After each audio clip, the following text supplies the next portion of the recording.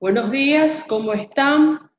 Como dice el título, hablaremos de los delitos contra la autonomía sexual en el plano forense, sobre la valoración médico-forense de un delito sexual y su implicancia jurídica, donde también nosotros trataremos de conocer el marco penal para cada tipo de delitos contra la autonomía sexual, establecida en la ley 3440/8 modificada del Código Penal. Antes de profundizar el tema, quiero decir que estos delitos no discriminan, por lo tanto, cualquier persona puede ser víctima de este delito. En este sentido, es importante como auxiliar de justicia se denuncien para ser sancionados. Seguimos con el concepto de delitos contra la autonomía sexual.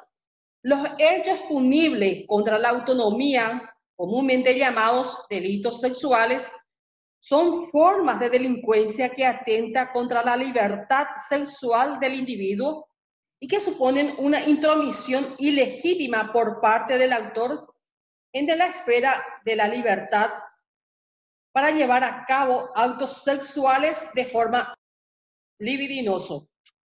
En todos los hechos punibles de delitos sexuales tienen en común la falta de libertad, voluntad y consentimiento de la víctima para la relación sexual, y la falta de esto es una intromisión ilegítima.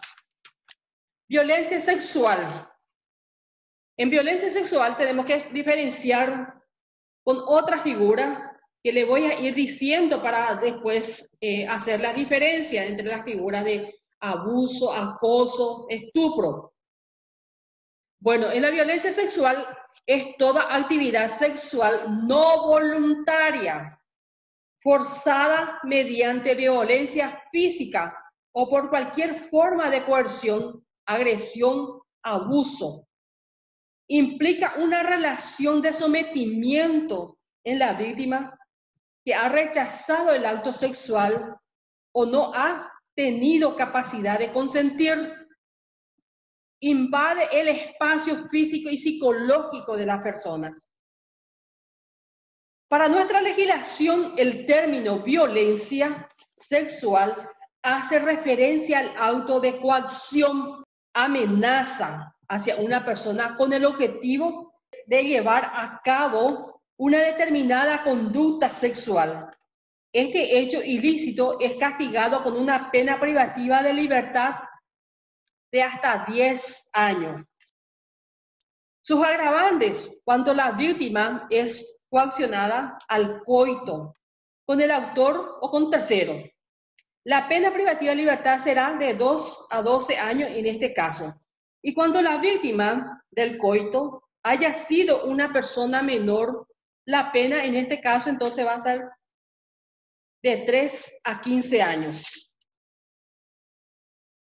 Abuso sexual es todo tipo de conducta y acto de contenido erótico y sexual que se somete con personas vulnerables, ya sea menores, personas enfermas o con impedimento físico o mental, ya sea de forma temporal o permanente, sin su consentimiento, y afecta negativamente su desarrollo psicosexual.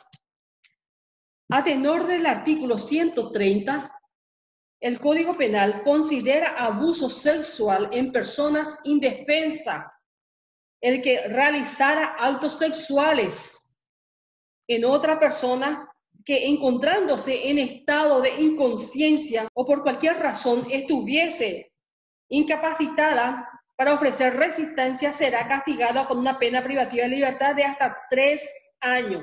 También se castigará en este caso la tentativa. Si los actos sexuales comprendieran en coito, la pena privativa de libertad podrá ser aumentada hasta 10 años.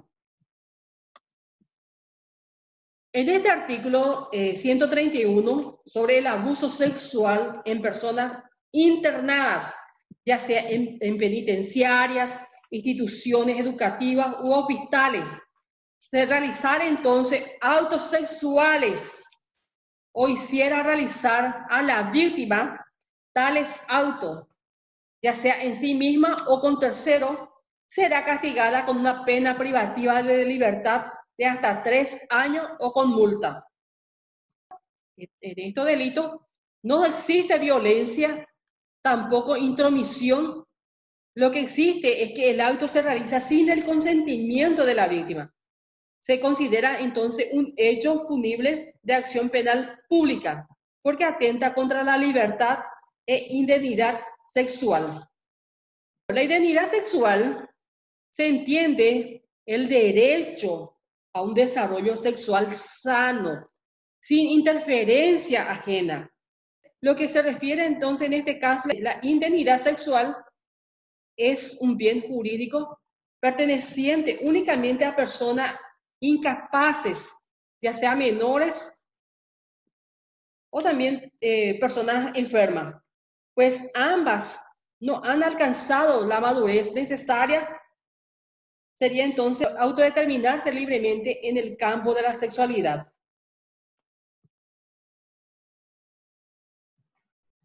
En este apartado, el acoso sexual en nuestro Código Penal define como un hostigamiento con fines sexuales. Son insinuaciones sexuales, solicitud a favores sexuales u otro contacto verbal, ya sea físico, de naturaleza sexual, no deseadas, ni queridos, que crean un ambiente hostil. Les cito algunos autos que son catalogados como acoso sexual en nuestra legislación: contar chistes sexuales, mostrar o distribuir dibujos, fotografías sexuales, o sea que pornografía, cartas, notas o correos electrónicos o material de naturaleza sexual. Clasificar también a la gente en razón de sus atributos físicos. Comentarios sexuales sobre ropas de una persona, su anatomía o miradas. Silbar, sonidos, gestos sexuales o ruidos de succión y otros.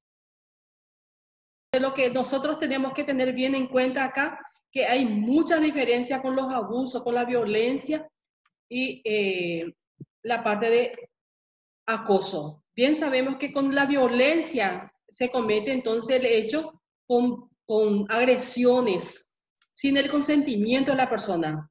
Entonces lo que agrede ahí es la libertad sexual de la persona. Se comete el hecho con coacción y violencia. Bueno, hechos punibles contra menores.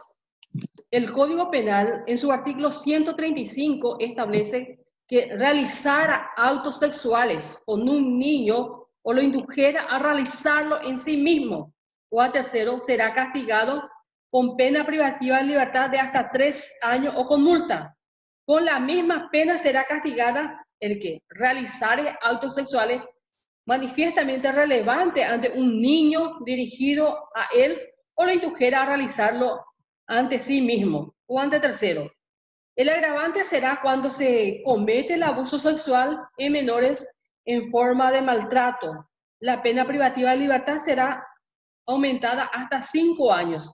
Y cuando el autor haya realizado el coito a la víctima, la pena será de 2 a 10 años de prisión. Estupro. ¿Qué nos dice la definición? Es acceder carnalmente por vía anal, vaginal o bucal a una persona de 14 a 16 años. Esto puede ser sometido entonces a consecuencia de un engaño. Bueno, ¿qué nos dice nuestro código? El artículo 137. El hombre que persuadiera a una mujer de 14 a 16 años a realizar el coito extramarital será castigado con pena de multa. Favorecimiento a la prostitución. Promover o facilitar con abuso de autoridad la prostitución de menores de edad para satisfacer los deseos de otro. Este tipo penal reprime los actos de cooperación, asistencia o colaboración en el ejercicio de la prostitución, lo que puedan materializarse en la búsqueda del cliente o en el suministro de espacio donde se pueda ejercer la prostitución. Esta situación se agrava si afecta a menores de edad. No existe constreñimiento del ejercicio de la prostitución si es a voluntad de la persona. Pero si haya una violencia para que la víctima ejerza esa actividad, pues de presentarse esta circunstancia se configura otra figura delictiva, que es el proxenetismo que tenemos en el artículo 139. En nuestro código, en el artículo 139, nos dice sobre el proxenetismo el que indujera a la prostitución a una persona, ya sea menor de 18 años, entre 18 años y la mayoría de edad, abusando de su desamparo, confianza o ingenuidad, entre 18 y la mayoría de edad, cuya educación esté a su cargo, será castigado con pena privativa de libertad de hasta 5 años o con multa.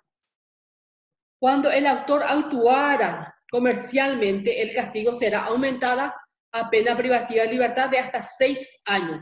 También se aplicará los artículos 57 y 94. En cuanto la víctima sea menor de 14 años, el castigo será aumentada a pena privativa de libertad de hasta 8 años. Otra figura de los hechos cometidos contra la autonomía sexual está el rufianería. El que explotara a una persona que ejerce la prostitución aprovechándose de las ganancias de ella será castigada con una pena privativa de libertad de hasta 5 años.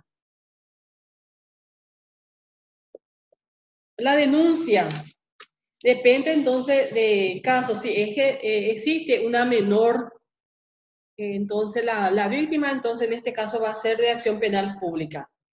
Y en otras circunstancias es de acción penal a instancia de parte. En el diagnóstico médico legal debe de existir en primer lugar la orden judicial, luego el consentimiento informado de la víctima y también en caso de que se va a hacer el examen, entonces debe hacerse ante enfermera. Tanto en la mujer virgen como deflorada, el examen clínico debe completarse con la toma de muestras que incluyen material de aspiración de fondo del saco vaginal para investigar esperma, material subungual para obtener pelos, tejidos o sangre del victimario, flujo vaginal, sangre y orina. Delitos sexuales sin vínculo, o sea que sin vínculo familiar, utilizan la fuerza e intimidación como una forma de cometer el delito. Ocurren más frecuentemente en lugares aislados. Las víctimas son generalmente mujeres mayores de 12 años. Víctimas presentan frecuentemente estrés postraumáticos. La detección puede ser por presencia de lesiones físicas. La familia o figuras significativas apoyan a la víctima. La peligrosidad similar a sujetos que realizan otras conductas violentas. Mayor porcentaje de sujetos con patología estructural. Sujetos perpetradores reinciden con distintas víctimas y también tiene la dificultad de control social. Delitos sexuales con vínculo conocido. El sujeto tiene una relación de confianza con la víctima. Existe una aproximación sucesiva. Frecuentemente se utiliza la seducción para lograr el acercamiento sexual en los casos de abusos de menores.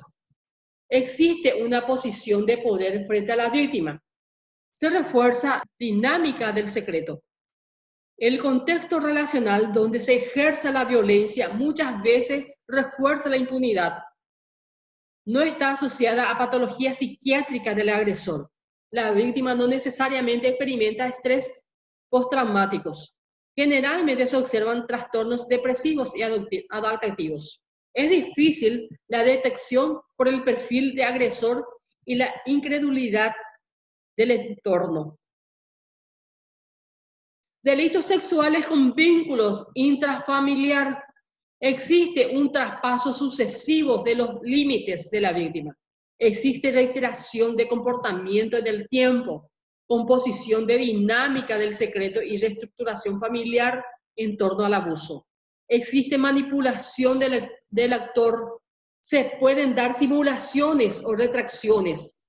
Alto riesgo de embarazo, dificultad de la pesquisa por secretos familiares, sin patología estructural en el agresor, pero sin extremos, autoritarismo y roles sexuales estereotipados. Por cada tipo de delito denunciado, 2 se quedan en la impunidad. Psicogénesis de la conducta sexual delictiva. El delincuente sexual tiene una personalidad y un contexto social. La conducta sexual tiene una significación y una intencionalidad y están dirigidas a un fin. La conducta del victimario es expresión de su relación con la víctima en un lugar y fecha determinada. La sexualidad y su incidencia en el crimen. Los delitos sexuales son de observación cotidiana. Se deben investigar si se dan o no en el marco de una personalidad con perturbaciones sexuales. Las perturbaciones sexuales pueden ser potencialmente generadoras de las conductas sexuales delictivas. Psicogénesis del acto sexual violento. Se suele reconocer la necesidad de una reafirmación del poder en el sometimiento de la víctima, una gratificación orgásmica libidinal en el sometimiento, una reafirmación sociocultural machista. Autoviolatorio puede estar motivado por hostilidad, afirmación de poder, sadismo sexual, impulsividad y degradación. El agresor sexual, los delitos sexuales más comunes son el abuso sexual simple, el abuso sexual con penetración, el abuso sexual por inmadurez de la víctima, la corrupción, el crimen sádico, el abuso sexual de menores.